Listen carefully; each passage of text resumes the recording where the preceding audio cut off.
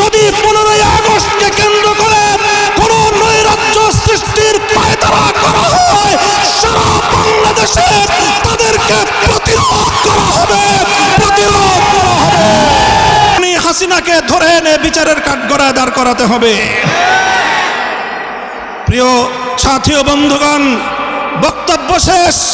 ইনশাআল্লাহ বিগত দিনে যেভাবে আমরা রক্ত দিয়েছি পিলখানায়, যেভাবে আমরা রক্ত দিয়েছি শাপলা চত্বরে, যেভাবে আমরা রক্ত দিয়েছি মোদি বিরোধী আন্দোলনে হাটহাজারীতে, যেভাবে রক্ত দিয়েছি আমরা মোদি বিরোধী আন্দোলনে ব্রাহ্মণবাড়িয়ায়, ঠিক আগামী দিনে দেশের স্বাধীনতা রক্ষার জন্য, ইসলামের হেফাজতের জন্য যদি আবার রক্ত দেওয়ার প্রয়োজন হয়, স্বাধীনতার ঝান্ডা নিয়ে রক্ত দেওয়ার জন্য প্রস্তুত থাকবে কারা?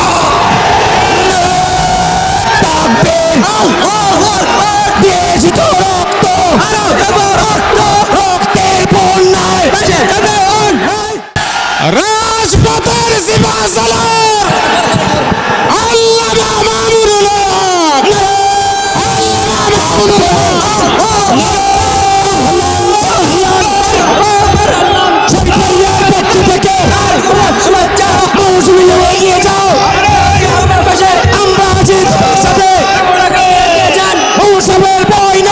আসসালামু আলাইকুম ওয়া রাহমাতুল্লাহ। নাহমাদুল্লাহ তাআলা ওয়া নুসাল্লি আলা রাসূলিহিল কারীম, আম্মা বাদ। সংক্ষিপ্ত দুটি কথা। আমি সর্বপ্রথম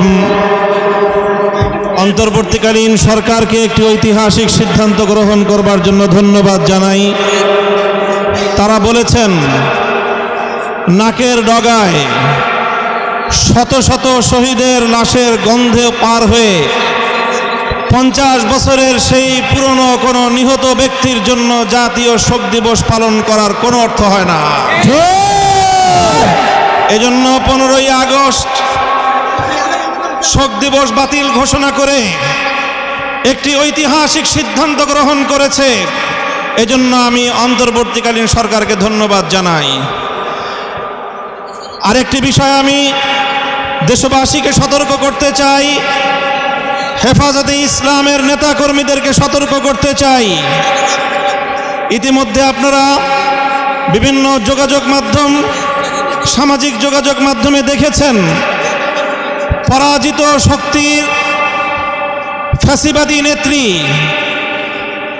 জালিম শাহী শেখ হাসিনা নরেন্দ্র মোদীর ঘরে বসে বাংলাদেশের অভ্যন্তরে 15ই আগস্টকে কেন্দ্র করে বিশৃঙ্খলা সৃষ্টি করবার জন্য তিনি উস্কানি দিচ্ছেন।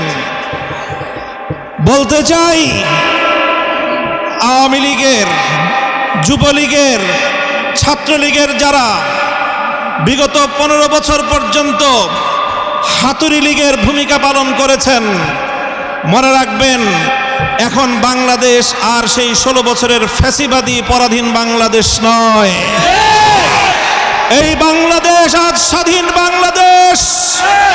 ছাত্র জনতার এক সাগর রক্তের বিনিময়ে অর্জিত এই স্বাধীন বাংলাদেশে যদি 15ই আগস্টকে কেন্দ্র করে কোন নৈরাজ্য সৃষ্টির পায়তারা করা হয়, সারা বাংলাদেশে তাদেরকে প্রতিরোধ করা হবে।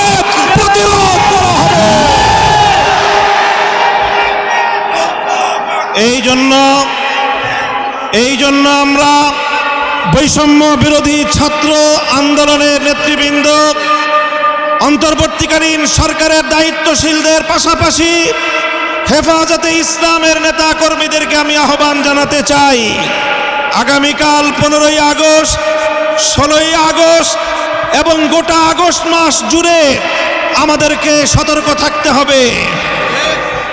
কারণ মনে রাখবেন, আওয়ামী লীগের রাজনীতি হলো প্রতিহিংসার রাজনীতি। 1975 সালে 3.5 বছরের অপশাসনের যুগে শেখ মুজিবুর রহমান সাহেব নির্বিচারে দেশের 30,000 যুবককে হত্যা করেছিল। এদেশের বাকশাল কায়েম করার মধ্য দিয়ে মানুষের সকল অধিকারগুলো তিনি হরণ করেছিলেন। অধিকার হারা মানুষ তখন তারা ক্ষুব্ধ হয়ে ধানমন্ডির 32 নম্বর বাড়িতে অভ্যুত্থান পরিচালনা করেছিল, তখন এই শেখ হাসিনা ঘোষণা দিয়েছিল যে জাতি তার বাবাকে হত্যা করেছে তিনি সেই জাতির কাছ থেকে প্রতিশোধ গ্রহণ করবেন। বিগত 45 বছর ধরে শেখ হাসিনা প্রতিশোধের রাজনীতি করেছেন, প্রতিশোধ নিয়েছেন আমার বাংলার তাওহীদি জনতার বিরুদ্ধে, প্রতিশোধ নিয়েছেন বাংলার স্বাধীনতাকামী মুক্তিকামী জনতার বিরুদ্ধে, প্রতিশোধ নিয়েছেন বাংলাদেশের ছাত্র জনতার বিরুদ্ধে, প্রতিশোধ নিয়েছেন এদেশের হেফাজতে ইসলামের লক্ষ লক্ষ নিরপরাধ মানুষের বিরুদ্ধে। তিনি একজন খুনির নেশায় মাতাল, খুনের নেশায় মাতাল। আপনারা লক্ষ্য করে থাকবেন, যারা মাতাল হয়, মদখোর হয়, তারা সারাদিন যে যেখানে থাকে, দিন শেষে রাতের বেলায় সব মাতালগুলো একসাথে হয়ে মদ্যপান করে মাতলামি করে। বর্তমান পৃথিবীতে বড় বড় খুনের নেশায় মাতাল আছে। 1 নম্বর বিনিয়ামিন নেতানিয়াহু, 2 নম্বর ভারতের গুজরাটের কসাই নরেন্দ্র মোদী, 3 নম্বর বাংলাদেশের বিদায়ী ফ্যাসিবাদী শেখ হাসিনা। এই শেখ হাসিনা এখন গিয়ে খুনের নেশায় মাতাল হয়ে নরেন্দ্র মোদীর সাথে আখড়া করেছে। যদি সেখান থেকে বসে বাংলাদেশের স্বাধীনতার উপর কোনো হস্তক্ষেপ করার চেষ্টা করা হয়, তাহলে বাংলাদেশের মাটিতে ভারতীয় দূতাবাস থাকতে পারবে না। শেখ হাসিনার বিরুদ্ধে বাংলাদেশে বিভিন্ন থানায়, আদালতে হত্যা মামলা দায়ের হয়েছে। আমি আহ্বান জানাতে চাই, খুনি হাসিনাকে ধরে এনে বিচারের কাঠগড়ায় দাঁড় করাতে হবে। প্রিয় সাথী ও বন্ধুগণ, বক্তব্য শেষ। ইনশাআল্লাহ বিগত দিনে যেভাবে আমরা রক্ত দিয়েছি পিলখানায়, যেভাবে আমরা রক্ত দিয়েছি শাপলা চত্বরে, যেভাবে আমরা রক্ত দিয়েছি মোদী বিরোধী আন্দোলনে হাটহাজারীতে, যেভাবে রক্ত দিয়েছি আমরা মোদী বিরোধী আন্দোলনে ব্রাহ্মণবাড়িয়ায়, ঠিক আগামী দিনে দেশের স্বাধীনতা রক্ষার জন্য, ইসলামের হেফাজতের জন্য যদি আবার রক্ত দেওয়ার প্রয়োজন হয়, স্বাধীনতার ঝান্ডা নিয়ে রক্ত দেওয়ার জন্য প্রস্তুত থাকবে কারা?